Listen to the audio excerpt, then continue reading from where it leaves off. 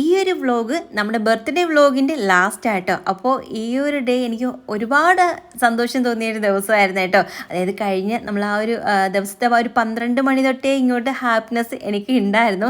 എന്തെന്ന് വെച്ചാൽ എൻ്റെ മനസ്സ് അറിഞ്ഞ് എനിക്ക് ആഗ്രഹിച്ച് ഞാൻ ഒരുപാട് നാളുകൊണ്ട് മേടിക്കണം എന്ന് ആഗ്രഹിച്ചിരുന്നൊരു സാധനമാണ് എനിക്ക് ഗിഫ്റ്റായിട്ട് കിട്ടിയത്. അത് കിട്ടിക്കഴിഞ്ഞപ്പോൾ എനിക്ക് പറഞ്ഞറിയിക്കാൻ മേലാത്ത സന്തോഷം ഉണ്ടായിരുന്നു. കാരണം ഒട്ടും പ്രതീക്ഷിച്ചില്ല ഇങ്ങനൊരു ഗിഫ്റ്റ് കിട്ടുമെന്ന്. എൻ്റെ ജീവിതത്തിൽ ആദ്യമായിട്ടാണ് ഞാൻ ഇത്രയും നല്ല രീതിയിൽ എൻ്റെ ബർത്ത്ഡേ ആഘോഷിക്കുന്നത്. ഒരുപാട് ആൾക്കാരോ ആർഭാടങ്ങളോ അങ്ങനെയൊന്നും അല്ല. പക്ഷേ നമുക്ക് ചിലത് നമ്മൾക്ക് ഒരു ചെറിയൊരു കാര്യമാണെങ്കിൽ പോലും നമുക്ക് ഒരുപാട് ഇഷ്ടമുള്ള ഒരു കാര്യമാണെങ്കിൽ നമുക്കത് ഭയങ്കര സന്തോഷം തരത്തില്ലേ. അതുപോലെ ഒരുപാട് സന്തോഷം തോന്നിയൊരു നിമിഷമായിരുന്നു എനിക്ക് ഇന്ന് ഉണ്ടായിരുന്നത് കേട്ടോ. അപ്പോൾ എന്നെ വിഷ് ചെയ്തേയും എനിക്ക് വേണ്ടി പ്രാർത്ഥിച്ച എല്ലാവർക്കും വേണ്ടിയിട്ടും ഒരുപാട് നന്ദിയുണ്ട്. വിഷസൊക്കെ അറിയിച്ച എല്ലാവർക്കും. എനിക്ക് കമൻസിന് ഒന്നും റിപ്ലൈ തരാൻ എനിക്ക് പറ്റത്തില്ല. ഒരുപാട് കമൻസ് ഇങ്ങനെ വരുന്നുണ്ടായിരുന്നു. എനിക്ക് ഫോണിന് ഇപ്പോൾ അധികം യൂസ് ചെയ്യാൻ പറ്റത്തില്ല. ഞാൻ പറഞ്ഞല്ലോ കഴിഞ്ഞ വീഡിയോയിൽ തന്നെ എനിക്ക് മൈഗ്രെയിൻ നല്ല രീതിയിൽ കൂടി നിൽക്കുകയാണ്. ഫോൺ യൂസ് ചെയ്യുമ്പോൾ എനിക്ക് നല്ല രീതിയിൽ തലവേദനയുണ്ട്, അതേപോലെ തന്നെ വൊമിറ്റിംഗ് ഉണ്ട്, തലകറക്കം, അങ്ങനെയൊക്കെയുള്ള കുറേ പ്രശ്നങ്ങളുണ്ട്. തലവേദനയായിട്ട് 1-2 ആഴ്ച കൊണ്ട് ഞാൻ ഒറ്റ കിടക്കുമായിരുന്നു. അതുകൊണ്ട് വീഡിയോസൊക്കെ എങ്ങനെയും എടുക്കുന്നത് തന്നെ നമ്മൾ അപ്ലോഡ് ചെയ്ത് പോകുന്നതായിരുന്നു. അതുകൊണ്ടാണ് കമൻസിനൊന്നും അങ്ങനെ റിപ്ലൈ തരാത്തത് കേട്ടോ. അപ്പോൾ ഇതൊക്കെ ഒന്ന് മാറുമ്പോൾ ഞാൻ റിപ്ലൈ തരുന്നതാണ്. അപ്പോൾ നമുക്ക് ബർത്ത്ഡേ വിഷസ് അറിയിച്ച എല്ലാവർക്കും ഒരുപാട് നന്ദിയുണ്ട്. ഈ നന്ദി എനിക്ക് എത്ര പറഞ്ഞാലും തീരത്തില്ല. കാരണം എൻ്റെ കൂടെ നിന്ന ആൾക്കാർക്ക് പോലും എൻ്റെ ബർത്ത്ഡേ എന്നാന്ന് പോലും അറിയത്തില്ലായിരുന്നു.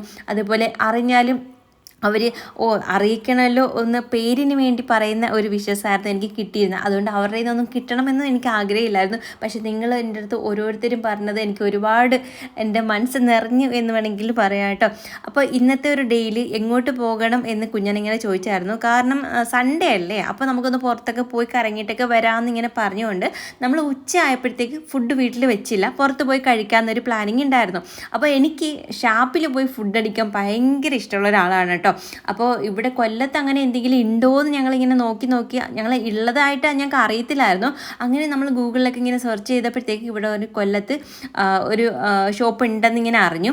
അങ്ങനെ നമ്മളിന്ന് അങ്ങോട്ടാണ് വന്നത്. ഇതിന് മുന്നേ ഞാൻ ആലപ്പുഴയിൽ പോയി കഴിച്ചിട്ടുണ്ട്. അവിടുത്തെ അടിപൊളി ഫുഡായിരുന്നു. പക്ഷേ പിന്നീട് കുറേ നാളിന് ശേഷമാണ് ഇതാ ഇവിടെ വന്ന് നമ്മൾ പിന്നെയും ഷാപ്പിൽ ഫുഡ് കഴിക്കുന്നത് കേട്ടോ. അങ്ങനെ ഞങ്ങളിവിടെ വന്നപ്പോൾ അപ്പവും പിന്നെ കപ്പയും പിന്നെ അതിൻ്റെ കൂട്ടത്തിൽ നമ്മൾ കരിമീൻ പൊള്ളിച്ചത് ഇവരുടെ സ്പെഷ്യൽ ഒരു ഐറ്റം ആട്ടോ.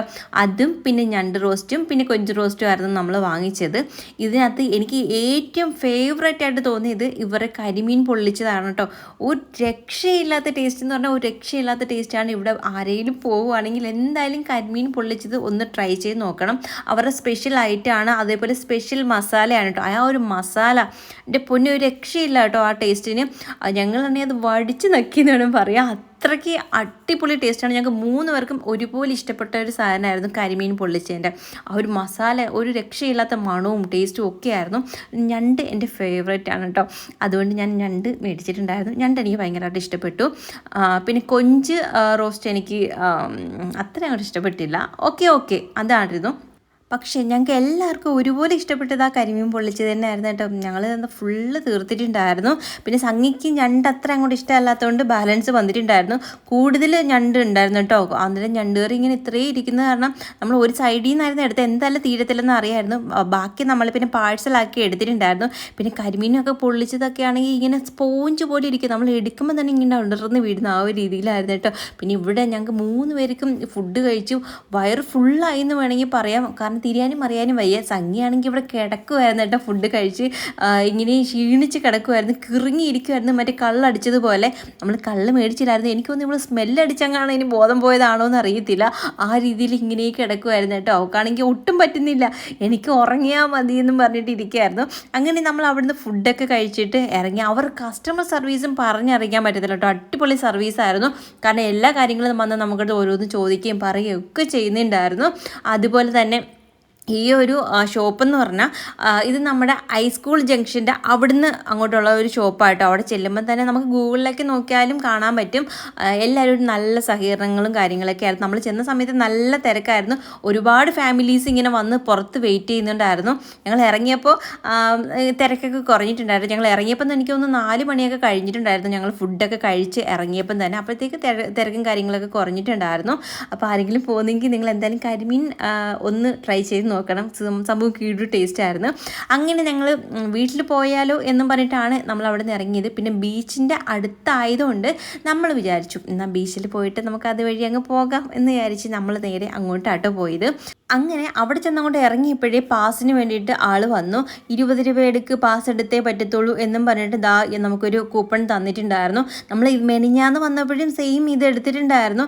എന്താണെന്ന് അറിയത്തില്ല, നേരത്തെ നമുക്ക് റോഡിലൊന്നും പാർക്ക് ചെയ്യുന്നതിന് ഇങ്ങനെ പാസ് എടുക്കേണ്ട ആവശ്യമൊന്നുമില്ല. നമുക്ക് പാർക്ക് ചെയ്യുന്ന സ്ഥലത്ത് കൊണ്ട് പാർക്ക് ചെയ്താൽ മാത്രമേ എടുക്കത്തുള്ളൂ. ഇപ്പോൾ റോഡിലും വണ്ടി ഇടാൻ പറ്റത്തില്ല എന്നൊരവസ്ഥയാണ്. ഒരുപാട് പേരെ ഇങ്ങനെ നിർത്തിയിട്ടുണ്ട്. നമുക്കിപ്പം നമ്മുടെ കൊല്ലം ജില്ലയിൽ നമ്മുടെ കൊല്ലത്ത് നമ്മൾക്ക് ആ കടപ്പുറത്തൊന്ന് പോയി എല്ലാ ദിവസവും ഞങ്ങൾ മിക്ക ദിവസം പോകുമായിരുന്നു. ഇനിയിപ്പോൾ അങ്ങനെ പോകാൻ പറ്റത്തില്ലല്ലോ. എല്ലാ ദിവസവും ഇങ്ങനെ പാസ് എടുക്കണമെങ്കിൽ നമ്മൾ എന്തിനാണ് വെറുതെ അവിടെ പോയിരിക്കുന്നത്? നമ്മളവിടെ പോയിരിക്കുമ്പോൾ കുറച്ച് മനസ്സമാധാനമൊക്കെ കിട്ടുമല്ലോ. എന്നും വരുന്ന ഒരുപാട് പേരുണ്ടായിരുന്നു. എല്ലാ ദിവസവും വരുന്നവരുടെ നിന്നും ഇങ്ങനെ പാസ് എടുക്കുകയാണെങ്കിൽ നല്ല വരുമാനമല്ലേ. നമ്മൾ നോക്കുമ്പോൾ 20 രൂപയാണ്. പക്ഷേ അവിടെ വരുന്ന എല്ലാവരുടെയും കയ്യിൽ നിന്ന് മേടിക്കുമ്പോൾ എത്ര രൂപയാണ് അവർക്ക് കിട്ടുന്നത്. അതുകൊണ്ട് എനിക്കിത് എത്ര അങ്ങോട്ട് നല്ലതായിട്ട് എനിക്ക് തോന്നിയില്ല. നമുക്കല്ലാതെ അവരുടെ പാർക്കിംഗ് സ്ഥലത്ത് പാർക്ക് ചെയ്യുകയാണെങ്കിൽ അവർ മേടിക്കുന്നതിന് അതൊരു ന്യായമുണ്ട്. പക്ഷേ റോഡിലൊക്കെ നമ്മൾ വണ്ടി ഇടുമ്പോൾ ഇങ്ങനെ പാസ് മേടിക്കുന്നത് എനിക്ക് അത്ര ഇതായിട്ട് തോന്നിയില്ല. എൻ്റെ ഒരു അഭിപ്രായമാണ്. നിങ്ങൾക്ക് എന്താ തോന്നിയതെന്നൊന്ന് കമൻറ്റ് ചെയ്യാൻ മറക്കരുത്. അപ്പോൾ ഞങ്ങൾ കുറേ നേരം അവിടെ നിന്നതിന് ശേഷം പിന്നീട് നമ്മൾ 2 ഐസ്ക്രീമൊക്കെ കഴിച്ചു. ഇവിടെ വെച്ച് നമ്മുടെ ഒരു ഫാമിലി മെമ്പറാണോ എന്ന് എനിക്കറിയില്ല, ഒരു കുട്ടിയെ കണ്ടായിരുന്നു. നമ്മുടെ അടുത്ത് വന്ന് സംസാരിച്ചു. എനിക്ക് അധികം സംസാരിക്കാൻ പറ്റിയില്ല. എന്തെന്ന് വെച്ചാൽ എനിക്ക് പെട്ടെന്ന് കഴിഞ്ഞ ദിവസം എനിക്കൊരു അനുഭവം ഉണ്ടായി. കഴിഞ്ഞ ദിവസം എന്ന് വെച്ചാൽ ഇപ്പോൾ ഒരു 2 ആഴ്ചയ്ക്ക് മുകളിലായി കാണുമായിരിക്കും. അല്ല, 2 ആഴ്ച അല്ല, ഒരു മാസത്തിന് മുന്നേ ആയി കാണും. എനിക്ക് എത്ര നാളായത് എനിക്ക് ഓർമ്മയില്ല. അപ്പോൾ ഞാൻ ഹോസ്പിറ്റലിൽ പോയപ്പോൾ ഒരു ചേച്ചിയാണെന്ന് തോന്നുന്നു കേട്ടോ, എന്നെക്കാളും ചേച്ചിയാണെന്ന് തോന്നുന്നു. എൻ്റെ അടുത്ത് വന്ന് ചോദിച്ചു, ഇതോട്ട് യൂട്യൂബിലൊക്കെ വീഡിയോ ഇടുന്ന ആളല്ലേ എന്ന് ചോദിച്ചു. അപ്പം ഞാൻ പറഞ്ഞു അതെ എന്ന് പറഞ്ഞു. അപ്പം നമ്മുടെ ഫാമിലി മെമ്പർ ആണെങ്കിൽ നമ്മൾ അതേ രീതിയിലാണ്. നമ്മുടെ വീഡിയോസ് ഇഷ്ടപ്പെടാത്ത ആൾക്കാരുണ്ട്, ഇഷ്ടപ്പെടുന്ന ആൾക്കാരുണ്ട്. ഇതിനകത്ത് ഏത് കാറ്റഗറിയിലാണ് ഈ ആൾക്കാരുള്ളതെന്ന് നമുക്ക് അറിയില്ലല്ലോ. നമ്മളോടൊന്ന് ചോദിക്കുന്നത് ചിലപ്പോൾ ഇനി അവർക്ക് ക്ലിയർ ആവാൻ വേണ്ടിയിട്ട് വന്ന് ചോദിക്കുന്നതാണോന്ന് അറിയത്തില്ല. അപ്പോൾ ഞാൻ പറഞ്ഞു അതെ എന്ന് പറഞ്ഞു. അപ്പോൾ എൻ്റെ അടുത്ത് പറഞ്ഞു നാക്കിയിട്ട് ഒറ്റ പോക്ക്. ഞാൻ നമ്മുടെ ഫാമിലി മെമ്പറാണോ, വീഡിയോസ് കാണുന്നതാണോ എന്ന് ചോദിക്കാൻ പോയതാ. ഒറ്റ പോക്ക്. പിന്നെ ഞാൻ അവരുമായിട്ട് മരുന്ന് മേടിക്കാൻ പോയി നിന്നപ്പോഴും അവരെ ഞാൻ കണ്ടു. അപ്പം എനിക്ക് എന്തെങ്കിലും ചോദിക്കണമെന്നുണ്ടായിരുന്നു. പക്ഷേ പുള്ളിക്കാരി മൈൻഡേ ചെയ്യുന്നില്ല. ഒരുമാതിരി മുഖം തിരിച്ച് അങ്ങനെ അങ്ങ് പോയിട്ടോ. എനിക്കത് കണ്ടപ്പോൾ എനിക്ക് എന്തോ പോലെ തോന്നി. അപ്പം ഞാൻ വിചാരിച്ചു നമ്മുടെ ഫാമിലി മെമ്പേഴ്സ് മാത്രമല്ലല്ലോ നമ്മുടെ വീഡിയോസൊക്കെ കാണുന്നത്, ഇഷ്ടമില്ലാത്ത ആൾക്കാരും ഉണ്ടല്ലോ. അപ്പോൾ അവർക്ക് ഇഷ്ടപ്പെടത്തില്ല എന്ന് വിചാരിച്ചു.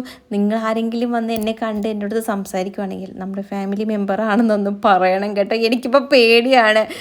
നമ്മളെന്തെങ്കിലും ചോദിക്കുമ്പോൾ ഇനി അവർ വേറെ വല്ലതും പറഞ്ഞ് എന്തിനാ വെറുതെ സീനാക്കുന്നേ എന്ന് വിചാരിച്ചിട്ട് പേടിച്ചിട്ടാണ് ഞാൻ അങ്ങനെ നിൽക്കുന്നത്. അതുകൊണ്ട് എനിക്ക് ഇങ്ങനെ വന്നു കഴിഞ്ഞപ്പോഴയ്യോ ആ കുഞ്ഞിനോട് ഞാൻ ഒന്നും ചോദിച്ചില്ലല്ലോ എന്നിങ്ങനെ തോന്നിയത്. അതുകൊണ്ട് ഈ വീഡിയോ കാണുവാണെങ്കിൽ മോൾ എന്തായാലും എനിക്ക് കമൻറ്റ് ചെയ്യുക, ഫാമിലി മെമ്പർ ആണെങ്കിൽ. അങ്ങനെ നമ്മൾ വീട്ടിൽ വന്നു. വീട്ടിൽ വന്നിട്ട് കുറച്ച് നേരം റെസ്റ്റായിരുന്നു. ഭയങ്കര ക്ഷീണമായിരുന്നു കേട്ടോ. അയ്യോ, അവിടെ നിന്ന് വന്നു കഴിഞ്ഞപ്പോൾ നല്ല ക്ഷീണമായിരുന്നു. എനിക്ക് അതിൻ്റെ കൂട്ടത്തിൽ നല്ല തലവേദന ആയിട്ടുണ്ടായിരുന്നു കേട്ടോ. ബീച്ചിൽ പോയി നിന്നപ്പോഴത്തേക്കും തലവേദന കൊണ്ട് എനിക്ക് ഒട്ടും പറ്റുന്നില്ല. എനിക്ക് വൊമിറ്റിങ് ഇങ്ങനെ വന്നുകൊണ്ടിരിക്കുക. ഛർദ്ദിക്കാൻ, ഇനി തലവേദന എടുത്താൽ എനിക്ക് ഛർദ്ദിച്ച് പോയില്ലെങ്കിൽ ഒരു സമാധാനം കാണത്തില്ല. കുറേ നേരമൊക്കെ അവിടേക്ക് ഇച്ചിരി നേരമൊക്കെ ഇരുന്നിട്ട് പറ്റുന്നില്ല എന്നായപ്പോഴത്തേക്ക് ഞങ്ങളിങ്ങി നേരെ വീട്ടിൽ വന്നു. വീട്ടിൽ വന്നിട്ട് പിന്നെ ഒറ്റ കിടപ്പായിരുന്നു. കിടന്ന് കഴിഞ്ഞിട്ട് പിന്നീട് കുറേ കഴിഞ്ഞിട്ടാണ് എഴുന്നേറ്റത്, രാത്രി ഫുഡ് ഉണ്ടാക്കാൻ വേണ്ടിയിട്ട്. പിന്നെ നമ്മുടെ ഞണ്ട് കറി ഉണ്ടായിരുന്നല്ലോ, ഞണ്ട് റോസ്റ്റ്. അപ്പോൾ അതുള്ളത് കൊണ്ട് ഞാൻ വിചാരിച്ചു ചപ്പാത്തി ഉണ്ടാക്കാമെന്ന് വിചാരിച്ചു. അങ്ങനെ പിന്നെ ചപ്പാത്തിക്ക് മാവൊക്കെ നനച്ചു. പിന്നെ ഞാൻ പരത്തി സംഗി പിന്നെ ഉണ്ടാക്കി ഒക്കെ എടുത്തു. പിന്നെ നമ്മൾ ഫുഡെല്ലാം കഴിച്ചു. ഇവിടെ വന്ന് കഴിച്ചപ്പോഴത്തേക്ക് ഈ ഒരു ഞണ്ട് റോസ്റ്റിന് ഉപ്പ് നല്ല രീതിയിൽ കൂടുതലായിട്ട് നിൽക്കുന്നുണ്ടായിരുന്നു കേട്ടോ. അതെന്താണ് അങ്ങനെ എനിക്കറിയില്ല. ഞാൻ കുറച്ചും കൂടി ഇങ്ങനെ ചൂടാക്കി ഒന്ന് വറ്റിച്ചൊക്കെ എടുത്തിട്ടുണ്ടായിരുന്നു. പക്ഷേ ഉപ്പ് നല്ല രീതിയിലുണ്ടായിരുന്നു. പക്ഷെ നമ്മൾ അവിടെ വെച്ച് കഴിച്ചപ്പോൾ അത്ര ഉപ്പ് എനിക്ക് തോന്നിയില്ല. എന്താണെന്ന് അറിയത്തില്ല. ചിലപ്പോൾ കറി ഒന്നും കൂടെ വറ്റിച്ചെടുത്തുകൊണ്ടാണോ എന്ന് അറിയത്തില്ല. പിന്നെ ഒരു കാര്യം എന്ന് വെച്ചാൽ നമ്മുടെ ഫാമിലി മെമ്പേഴ്സിൻ്റെ ബർത്ത്ഡേ വിഷസ് അറിയിക്കാൻ പറയായിരുന്നു. കുറേ പേരുണ്ട് കേട്ടോ. കുറച്ച് പേരുടെ പേര് ഈ ഒരു വീഡിയോയിൽ പറയാം. അഖിൽ സൗമ്യയുടെ മകളായ നീരജ, രേവതി അഖിലിൻ്റെ ചേച്ചിയായ അശ്വതി, അതുപോലെ തന്നെ അനീറ്റ പ്രശാന്തിൻ്റെ മകനായ ഡാനി പി സ്റ്റാനിയലിനും പിന്നെ ഡിനു പി സ്റ്റാനിയലിന് ഹായ് പറയാനും പറഞ്ഞായിരുന്നു. ഇതെൻ്റെ ഒരു ഫാമിലി മെമ്പർ എന്ന് മാത്രം പറയാൻ പറ്റത്തില്ല, ഇതെൻ്റെ കൂടപ്പിറപ്പിനെ പോലെയാണ്. കൂടപ്പിറപ്പ് എന്ന് വേണമെങ്കിൽ പറയാം. എനിക്ക് നമ്മളൊരു ചാനൽ തുടങ്ങിയിട്ട് ആദ്യം തൊട്ട് തുടക്കം തൊട്ട് നമ്മുടെ കൂടെ നിന്ന ഒരു വ്യക്തിയാണ്. അതുപോലെ ഒരുപാട് പേരുണ്ട് കേട്ടോ, ഒരാൾ മാത്രമല്ല ഒരുപാട് പേരുണ്ട്. അവരെല്ലാം എൻ്റെ എല്ലാവരും എൻ്റെ കൂടപ്പിറപ്പ് പോലെയാണ്. എന്നാലും ഒരുപാട് കൂടുതൽ നമ്മൾ സഹകരിക്കുന്ന കുറേ ആൾക്കാരില്ലേ, അതായത് നമ്മുടെ എപ്പോഴും നമ്മളുടെ കൂടെ നമ്മളോട് ഓരോ കാര്യങ്ങളും പറയും സംസാരിക്കുകയും ചെയ്യുന്ന അതിലൊരാളാണ് ഇത് കേട്ടോ. പിന്നെ പാത്തു അൻസലിൻ്റെ മകനായ അലാമിനും സ്മൃതി ഗിരീഷിൻ്റെ മകളായ നിളയ്ക്കും രമ്യ വിൻസിൻ്റെ മകനും വേണ്ടിയിട്ട് ബർത്ത്ഡേ വിഷസ് അറിയിക്കാൻ പറഞ്ഞായിരുന്നു. പേര് പറഞ്ഞിട്ടില്ല. അപ്പം നമ്മുടെ ഫാമിലിയുടെയും വിഷസ് അറിയിക്കുകയാണ്. Happy birthday.